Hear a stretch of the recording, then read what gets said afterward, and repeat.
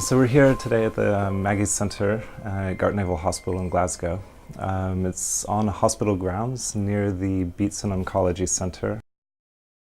And the Maggie Centre is here close to it, but located slightly away from it, surrounded by trees in a very serene setting, but still close enough to be able to serve and help the people who are going to the Beatson Centre for treatment. The building itself is arranged in a ring around an inner courtyard, a series of interlocking rooms that are formed with L-shaped figures in plan.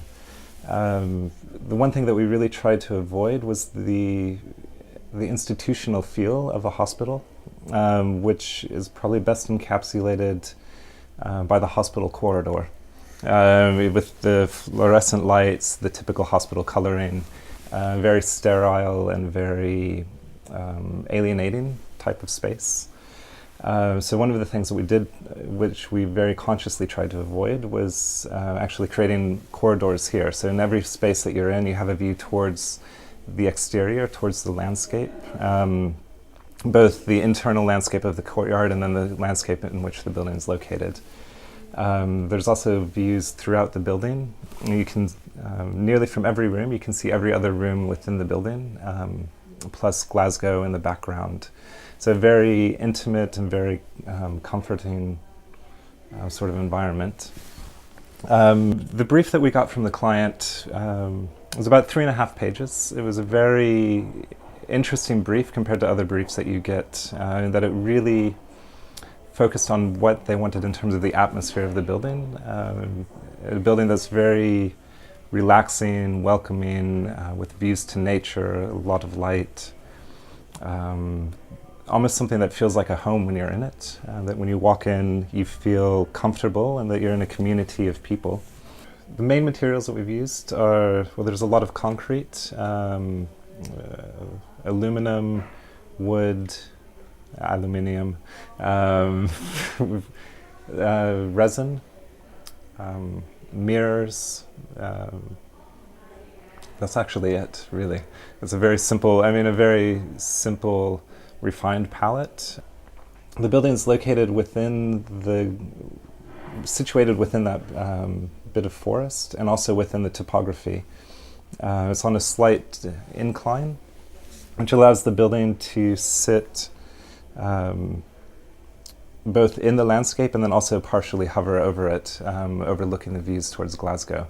The building has a flat single roof plane, but the floor level actually responds to the topography of the hill. What this has done is actually allow the building to have varying floor to ceiling heights, which we've used to create more intimate spaces for counseling, for conversations between people who are going through what they're going through. It's subtle. It's like a little marble that you come into. I suppose these images you have of crystal balls, thinking of one's future. But it's. I love this. I've seen the diagrams that were put forward. And it's just such a lovely little set of rectangles that were dropped around in its simplicity, because. As I say, cancer itself is just wild, untamed life, and it is really, really complex in the sense it's made up of many, many parts. This building counters that. This is simple. There were some technical requirements about the number of rooms, the seats, the size of a table that they want in the kitchen. But the main focus of the brief was really describing the atmosphere of what they want. And I think one of the interesting things about a brief like that is that it shows a lot of faith in architecture, a trust that architecture can actually impact and create a space that changes people's lives for the better. You always find you're on the threshold, no matter where you look, of inside and outside. There's nothing hidden. I like this idea, there's nothing hidden. You can face as tearful, as joyous as you wish. The confidentiality that sits in each of these rooms allows you to say, this building invites you to say, don't hide anything. You don't really want a building that confronts people with architecture. The purpose of the building is to provide a place where people can go and feel comfortable and get away and escape. And instead of having a building where the materials jump in your face and it's very over the top, we worked really hard to have it almost recessive architecture in some ways. For example, the ceiling, we have the wood cast in place into the monolithic structure of the roof, which was quite a technical challenge.